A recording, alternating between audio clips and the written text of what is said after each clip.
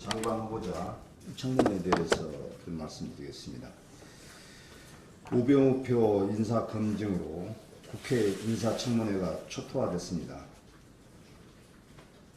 장관 후보자들의 도덕성 의혹을 보면 과연 청와대가 인사검증을 했는지 의문입니다. 부동산 구매, 가족의 건강보험 등은 가장 기초적인 검증 항목임에도 불구하고 전혀 걸러지지 않았습니다. 조윤선 교육문화체육관광부 장관 후보자 국민 눈높이와 전혀 맞지 않았습니다. 조 후보자의 배우자는 조 후보자가 국회의원 시절 속해 있던 정무위 피감기관 관련 소송을 몇십 건씩 수임했습니다. 또 예금과 전세 자금이 8억 6천만 원 늘었지만 소득은 미달이고 특별한 사유 없이 예금은 증가했습니다.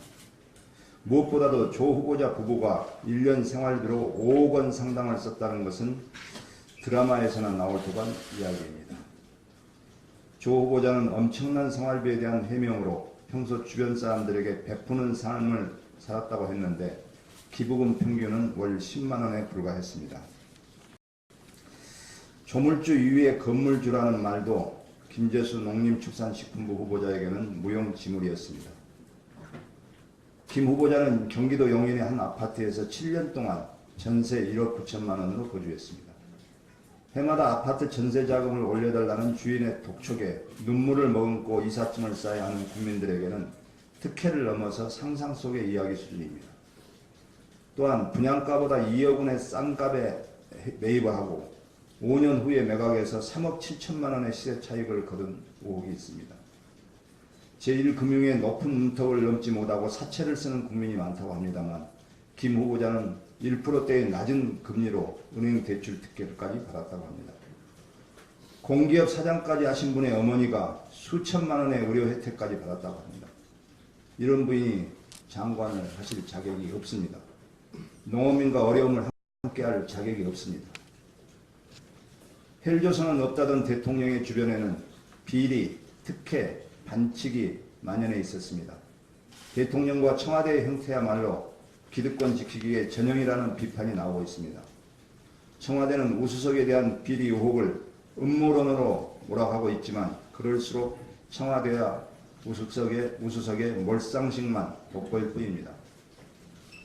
조윤선 장관 후보자의 생활비 5억 원 논란과 김재수 장관 후보자의 갑질 재테크 형태 등을 보면서 대통령과 정부에 대한 국민들의 신뢰는 회복할 수 없는 수준으로 추락하고 있다는 점을 대통령께서는 분명히 인식하셔야 할 겁니다. 장관직을 수행하기에는 적임자가 아닙니다.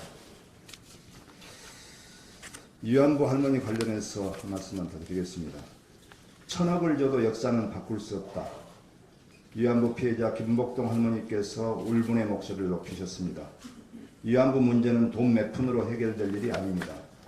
진실을 규명하는 것에서부터 출발해야 하며 이를 바탕으로 사죄와 용서가 있어야 화해가 이루어질 수 있습니다. 그러나 일본 정부는 예비비 10억 엔을 출연하면서 배상금 성격이 아님을 분명히 밝히고 있습니다. 또 일본 정부는 합의에 따른 조치라고 강조하며 일본 대사관 앞에 평화의 소녀상 이전을 주장하고 있습니다.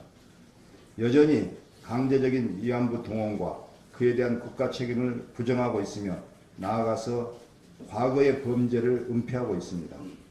일본 정부의 무책임한 행태에 대해서 한국 정부는 위안부 할머니들 편에 서기보다는 일본 정부의 심부름꾼을 자처하고 있습니다. 그러면서 우리 정부는 일본 정부의 법적 책임과 배상이 담기지 않은 12월 28일 합의를 강행하기 위해서 피해 할머니 다수가 위안부 합의를 찬성하고 있다는 거짓 홍보까지 했습니다. 아무리 말해도 듣지 않는 정부의 무능함에 위안부 할머니들이 직접 나섰다는 것은 참으로 불행한 일입니다. 정부는 이제라도 일본 정부와의 잘못된 합의에 대해서 현실적인 보완책을 세워야 합니다. 위안부 할머니들에게 두 번 상처를 드려서는 안 될 것입니다. 정부는 합의 실행을 일시 중단하고 일본 정부의 책임있는 반성을 이끌어내는 데 최선을 다해야 합니다. 위안부 역사는 정치적 합의로 지워지지 않는다는 것을 명심해야 합니다. 이상입니다. 이어서 조계석